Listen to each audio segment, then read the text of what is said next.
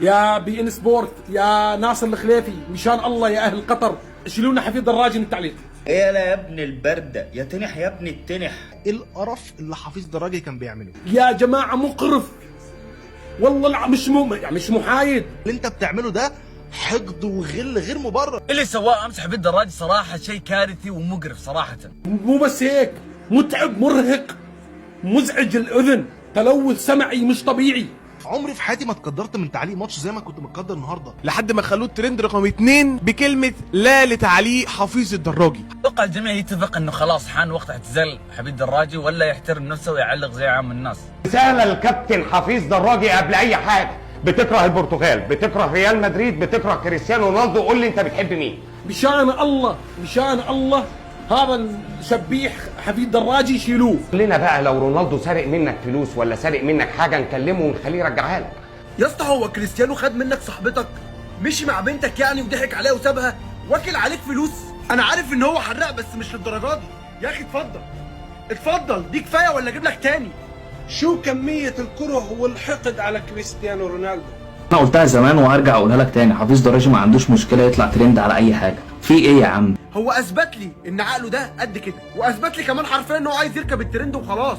ايا كان انت بتحب مين، حفيظ دراجي بتاع لقطه سلام. شكل سيء جدا جدا، يعني احترم عمرك، يعني انت بهذه الطريقه تحاول تطلع ترند باي لقطه بس. فشاطر انت ركبت الترند، الف مبروك، طلعت فوق الترند كمان، بس حرفيا انت تعبان يا زلمة. انت معلق مستفز، مستفز لأبعد الحدود. انت معلق عربي وبتعلق على فرق أوروبية، المفروض انك تكون محايد. انت معلق في البين سبورت، لازم تبقى محايد، خليك محايد شويه. يعني ماني فاهم هذا الهجوم.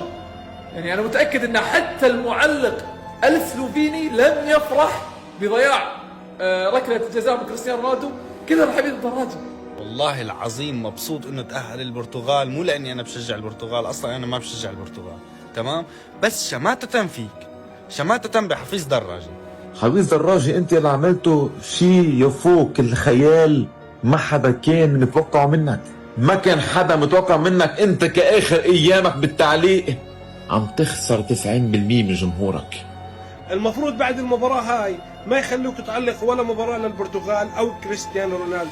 هذا رونالدو يلي قضاها الدراجي كلها شماتت فيه طول المباراة، هذا صنع إعلاميين كبار.